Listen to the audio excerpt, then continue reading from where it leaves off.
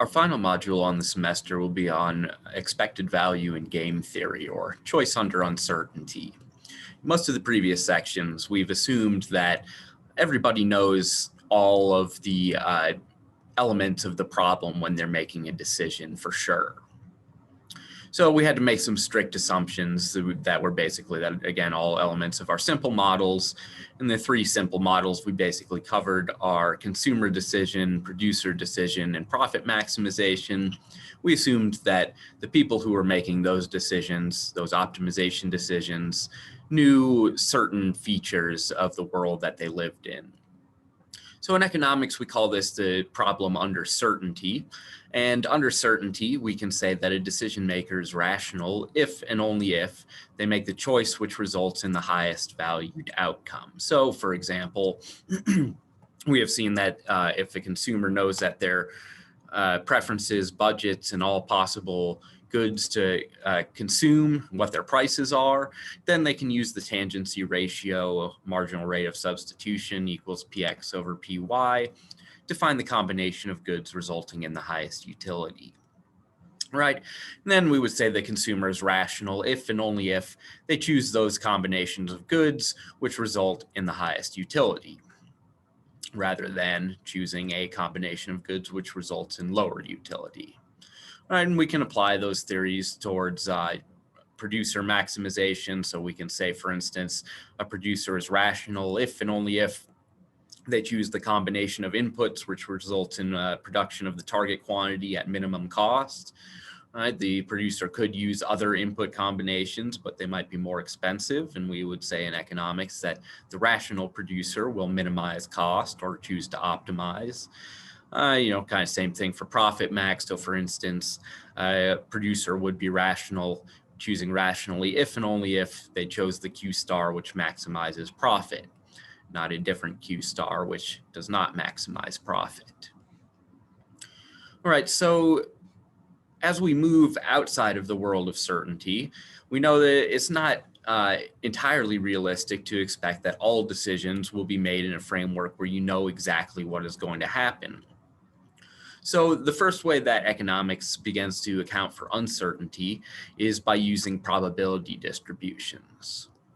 Suppose you have what's called a lottery with outcomes, call them outcome 1, outcome 2, all the way to outcome n. There's n outcomes. Then they have associated probabilities p1, p2, all the way to pn. So p1 is the probability of event x1 happening or outcome x1 happening. P2 is the probability of x2, Pn is the probability of xn, so on. Right. Also, we want these probability distributions, if valid, to sum to 1 or 100%. Right. We want to be able to know what all possibilities are. If we know that, then the expected value of the lottery is just the sum of all probabilities times outcomes. So P1 times X1 plus P2 times X2 plus all the way to Pn times Xn. Right, so a simple example, suppose you own a lemonade stand, and if it's sunny outside, you expect to make $100. If it's cloudy, you expect to make $50. You also know or are able to estimate that it's sunny 80% of the time. Okay, so what's the uncertainty? You don't know for sure whether it's sunny or cloudy yet. You just know that 80% of the time it will be sunny. So what are your expected earnings then from the lemonade sales? You have the probability that it's sunny times the value you get, or the outcome if it's sunny, and then plus the probability that it's cloudy times the outcome if it's cloudy, or the value if it's cloudy. So 80% of the time it's sunny and you expect to make 100, and the other 20% of the time, because the probabilities must sum to 1, it's cloudy, you make only $50. So the expected value, 0.8 times 100 plus 0.2 times 50, or $90. Right, slightly more complex. If you face the following probability distribution, what's the expected value of your lemonade stand? And once again, always make sure your probabilities are summing to 1 or 100%. So 50% of the time, we expect to make 140, 0.5 times 140, 20% of the time 100, 20% of the time 50, 10% of the time expect to make nothing, right? So here is our expected value written out. Sum of probabilities times outcomes or value. The way that we, or one way that we tend to use these expected values or eventually expected utility for the consumer if they have some sort of utility function over these outcomes, we start talking about the idea of risk and how risk can impact your decisions. So suppose you're offered a bet where you flip a coin. If heads, you win $50. If tails, you get nothing. The expected value of this bet is $25. How much would you be willing to pay to participate? So in general, with these expected value calculations or expected utility calculations, we often use them to decide between uncertain investments, or basically how much would you be willing to invest into this lottery. So let's take a look at a couple different risk preferences. So some possibilities, suppose the individual is what we call risk loving. One example of that would be the utility of their wealth is their wealth squared. All right, and your wealth is just how much money you have here. So what's the expected utility of this gamble for this particular individual? 50% of the time, we would get 50. So 0.5 times 50 squared, or 50% of the time you're going to get 50 squared, or 2,500. 50% of the time you're going to get 0, and 0 squared is 0.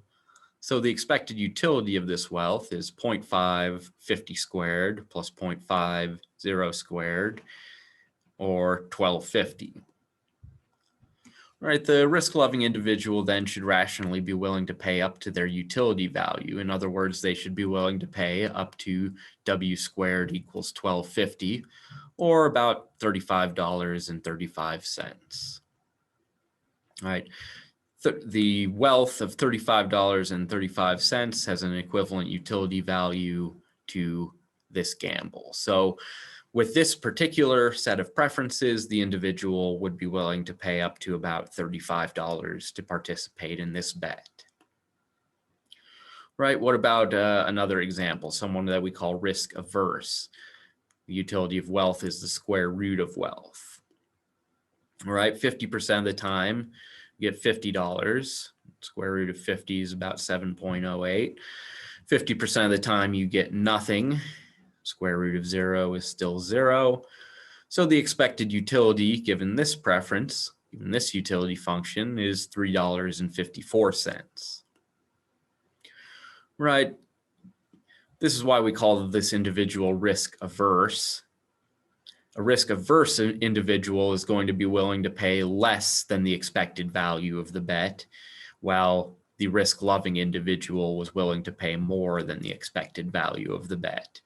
Again, the expected value is 0.5 times 50 plus 0.5 times 0. All right, there's one more possibility, which we call risk neutrality. Suppose utility of wealth is just the amount of wealth you have. So half the time you would get 50, half the time you get nothing. Your expected utility is 25. So you would be willing to pay W equals 25 to participate. So a risk neutral individual would be, in all cases, willing to pay exactly the expected value of the bet. Again, a risk averse person is in general willing to pay less than the expected value of the bet or the investment. The risk lover is willing to pay more than the expected value of the bet or investment.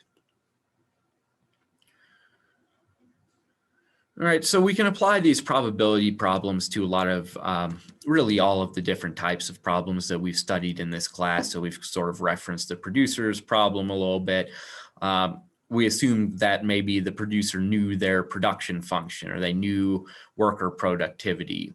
So we could incorporate expected value by just saying, well, maybe there's a probability distribution over worker productivity or a probability distribution over input costs. In that case, the producer would behave rationally by minimizing expected cost or by maximizing expected production subject to a cost constraint. As far as profit maximization, we might set some probability distributions over, say, high or low demand, and the companies don't know for sure if demand will be high or low, but they know the probabilities, or same thing for costs, and then the company is behaving rationally by maximizing their expected profit in this case. Right, so they use these probabilities or expected values.